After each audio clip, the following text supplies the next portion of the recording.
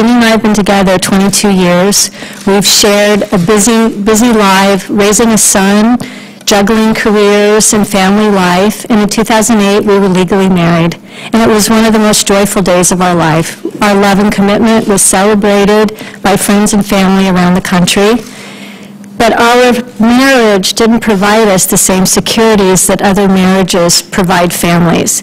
And as we get older and we own a home together and we look at Social Security, we don't have the same ways of protecting each other as we get older.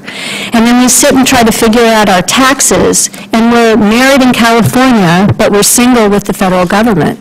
And it's confusing, it's cumbersome, and it's simply unnecessary. And so those are the tangible reasons, but there's the intangible part of my federal government not recognizing my family. I recognize her. The love of my life for 22 years, and as Polly said, raising our son together.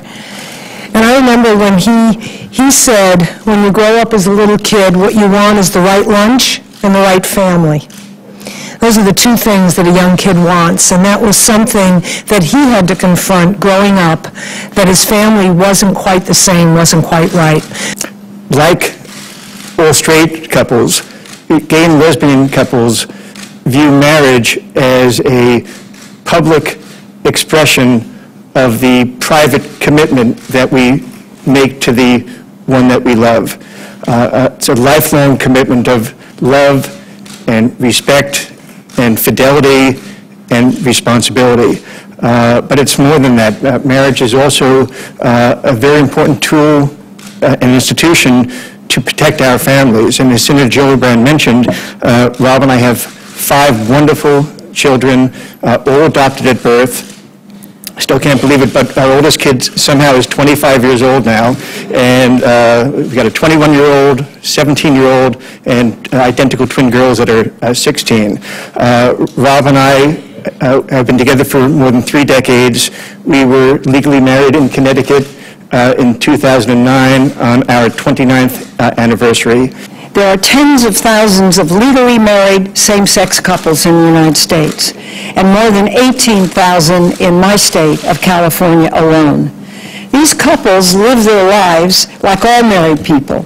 They share financial expenses, they raise children together, and they care for each other in good times and in bad, in sickness and in health, and until death do them part.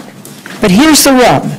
Right now, because of DOMA, these couples cannot take advantage of federal protections available to every other married couple in this country. For example, they can't file joint federal income taxes and claim certain deductions. They can't receive spousal benefits under Social Security. They can't take unpaid leave under the Family and Medical Leave Act when a loved one falls seriously ill. And they can't obtain the protections of the estate tax law when one spouse passes and wants to leave his or her possessions to another. So it's important that we right this wrong.